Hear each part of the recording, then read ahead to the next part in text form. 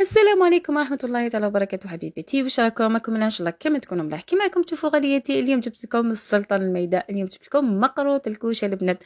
شكون عندها مشاكل مع مقروط ما تراطيش هذه الوصفه. اليوم معايا علمي جميع المراحل من الف للياء كيف تخدمي المقروط، يخرج لك محافظ على الشكل ديالو، ما يخرج لك معسل للقلب. اليوم تتعلمي معايا جميع المراحل وشوفي لي البنات، قسمت لك حبه وتشوفي بعينك كيفاش محافظ على الشكل ديالو، معسل للقلب. هاوليك للقلب معسل البنات، يخرج قمه في الروعه. نبداو بسم الله في المقادير. ما تنسوش البنات صلوا على النبي، اللهم صل وسلم على سيدنا ونبينا صلى الله عليه وسلم. هكا البنات نجيبوا الغيسيبيون. انا جبت هذه الغيسيبيون كبيره، ما درتش اليوم من الغيسيبيون تاع الزجاج باسكو بان لي هذا البول كبير. درت البنات طبسي تاع الشوربه، برك طبسي تاع الشوربه يكون الحجم الكبير. البنات ديت زوج، انا شوفوا درت الميلونج، ما نكذبش عليكم، درت ميلونج بين سميد عمور مع سميد واش حبكم نسيت اسمه. حبكم البنات حبيت المونتاج وقعدت نتفكر اسمه. مولا درت طبسي سميد متوسط تاع مولا، طبسي سميد متوسط تاع عمور، ونص طبسي درت ميلونج بين عمور كيفاش يسموه ومولا البنات. اسمها درت 2 كيلات ونص تاع سميد متوسط، ميلونج بين عمور ومولا. ودرت الكيله المتبقيه اللي درتها بالفارينه، درت ملعقه صغيره ملح. الملح يحسن لكم الذوق، الفارينه فاني تحسن لكم المقروط. سواء دي فوا يجي سميد ماشي مليح، الفارينه هي اللي تحسن لكم هذاك المقروط ديالكم. على الاقل ديروا ملعقتين، كملوا الكيله تاعكم بالفارينه. هذا ما كان تخلطوا كامل المقادير مع بعض، الملح مع لافاني باش يخرج المقروط ديالكم بنين. وهنا درت كيلو سمن، ناقصه اصبع تاع سمن مدينه ذايب وبارد، نكملوها بالزيت. ما تفيضوش الكيله، كيله برك معمره، كنت تفيضوا الكيله يجيكم بزاف مبسس، تقدروش حتى تتحكموا فيه. بصح كي ديروا كيله معمره سوا يخرج لكم بزاف هايل. هكذا البنات، ومن بعد تخلطوا هكذا. نخلط انا هكذا بسباتشولا، ومن بعد نخلط بيديا. والبنات فيما يخص سميد مولا استعملت هذيك الشكاره الحمراء، ماشي متوسط خشن مكتوب فيها. عمور استعملت متوسط، ومولا استعملت الخشن الباكي الحمراء، باسكو هذيك الباكي الزرقاء راهو يجي بزاف رقيق. هذا ما كان. وبعد تخلطوا هكذا بيديكم، تخلطوا بيان كما راكم تشوفوا هكذا. ومن بعد البنات تغطوه تخلوه يبات، على الاقل خلوه يبات ليله كامله. ديروا هذه العمليه باش تعرفوا اسكو السميد ديالكم راهو شارب ليدام ولا لا. هاوليك تشكل لي كتله. دوكا نخليه يبات ومن بعد نرجع لكم. غطيته خليته يبات، على الاقل خلوه يريح 2 سوايع. ديروه الصباح خدموا به الحشيه، ولا على الاقل 2 سوايع. هنا عندي الماء خلطته مع ماء الزهر كما راكم تشوفوا، تخلطوا ميلونج بين ماء وماء الزهر، ولا ديروا ما ديروا مع حيطر المزهر. هاوليك السمين، شوفوا كيفاش راه اسمن، سورتو رانا في البرد وكامل. هاوليك شرب كامل هذاك السمن اللي درته له. عاود درت لكم هذيك العمليه تاع شوفوا كيف راهو شارب السمن ديالو، وريت الشكل هذاك الكره وتعاود تنفتح. تعرفوا باللي السميد ديالكم راهو شارب ليدام ديالو. ديروا هذه العمليه البنات بتعرفوا اسكو المخلوط ديالكم راه داو كيفيتو في السمن. من بعد درت حبه بيض، الحبه تاع البيض تساعدكم باش المخلوط يخرج لكم ناجح. هنايا درت خميره كيميائيه، ما درتش بزاف، واحد نص ملعقه صغيره كامل تاع قهوه كحله. وشفتوني في اول فيديو ما تبدلش الشكل ديالو، خرج الشكل ديالو جميل، محافظ عليه، يخرج بزاف هايل.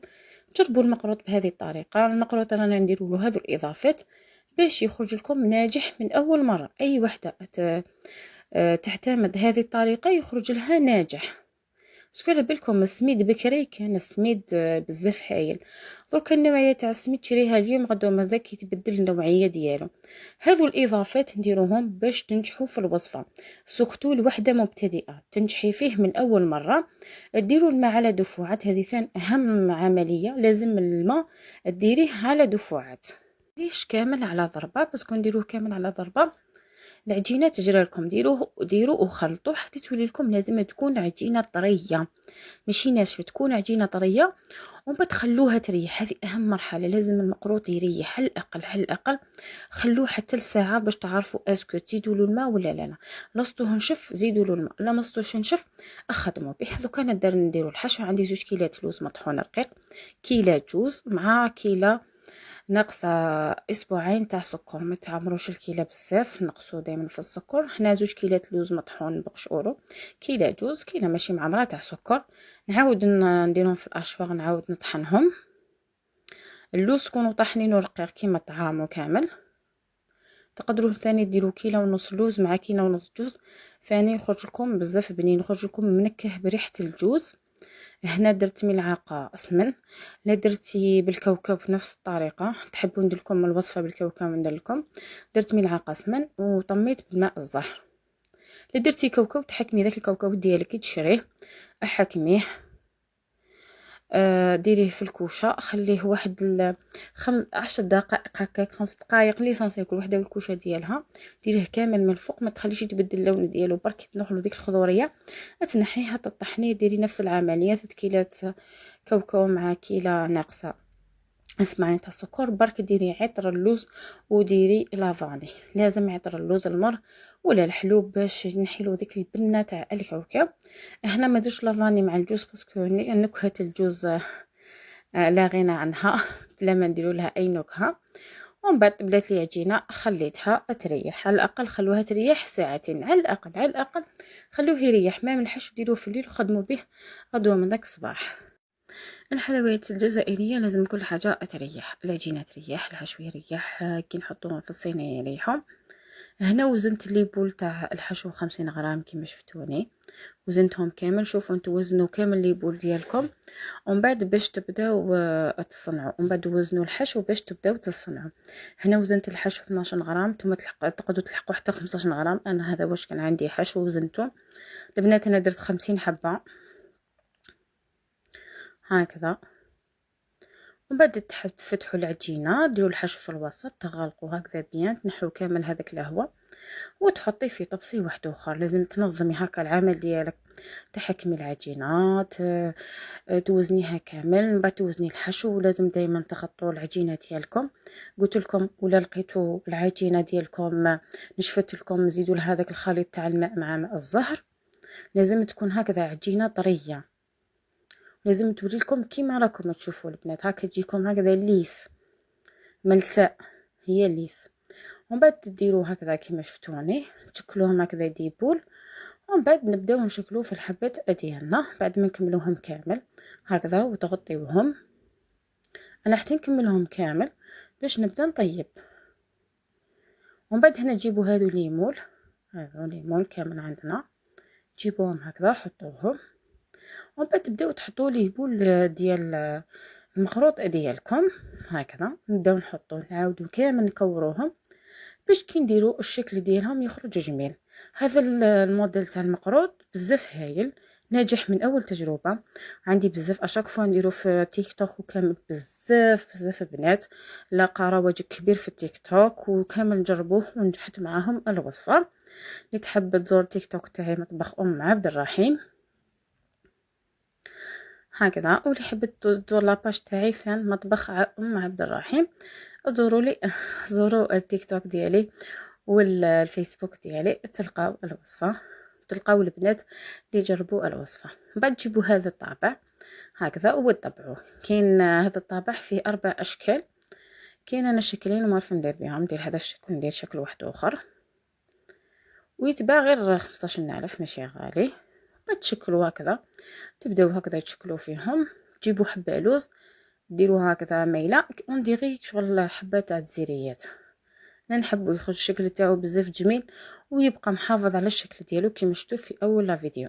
بنات هادو كامل نصائح ملي بدا الفيديو انا نهضر ان شاء الله نكون خفيفه ظريفه عليكم. هذا مكان شوفوا في الحلويات نهضر بزاف باسكو على بالي اي حاجه هذه منفعه لكم تكملي الفيديو باسكو راني نمدلك في النصائح. هنا جوزي الحبه تاع اللوز في البيض ومن بعد ديريها من الفوق. هنا ما تقدريش تعوضي اللوز بالكاوكاو باسكو الشكل ما يخرجش جميل، تعوضي برك تحبي تقسمي الحبه تاع اللوز على زوج. هذا ما كان ومن بعد تحطوهم هكذا في الصينيه وطيبوهم على درجه حراره 180 درجه.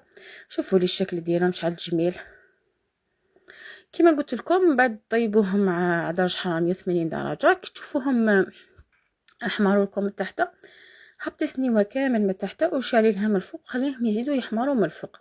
حمريهم كما وريت لك انا، نحكمهم هكذا نحيهم كما شفتوني هكذا كيما راني نعسل فيهم ونشوف لا حمار لي هكذاك كيما شفتوا حمار لي هكذا من تحت. نحبط سنيوه كامل من تحت ونشعلهم من الفوق. فيما يخص التحسن انا واش ندير؟ نحكم ندير كيلة سكر مع كيلة ماء، نحكم شويه سكر كراميليزيه ومن بعد نكملوا هذيك الكيلة تاع السكر. من بعد ندير قلت لكم كيلة سكر مع كيلة ماء، ندير لهم طرونج تاع قارص نخليهم يغلوا واحد 20 دقيقه. نخلط معاهم الحسيله صديق على حسب الكميه تاع الشربات اللي درتها. ندير كميه كبيره تاع حسيله، واحد الكياس هكا تاع حسيله، ونديرهم عطر الماء زهر ولا ماء الزهر ونخليهم يتعسلوا. والبنات نديمو ليهم غير نحيهم من الكوشه واحد هكذاك يهفتوا برك ونحيهم كيما شفتوني نحيتهم بالطرشوره مازالوا سخونين. نديرهم هكذا في الشربات ولازم تغمروهم كيما راكم تشوفوا يكونوا مغمورين. نخليهم دي فوا نخليهم حتى ليله كامله، دي فوا 3 سوايع 4 سوايع هما هكذا في الشربات. ومن بعد نعاود نحيها ونعاود نجوزهم في الحسيله تكون بيورلي نشوها من برا بدون اي اضافه. نزيد لها برك ماء الزهر، نخليها تلحق مرحله الغليان، نزيد لها ماء الزهر ونعاود نحط فيها كامل المقروط ديالي ونعاود نخليه في الحسيله واحد الساعه ساعتين هكذا ونحيه ونحطه في الكيسات. هذه هي طريقتي في تحسيل تاع هذا المقروط ويخرج معسل للقلب كيما شفتوني. والسلام عليكم، تنسوني جيم كومنتير. سلام.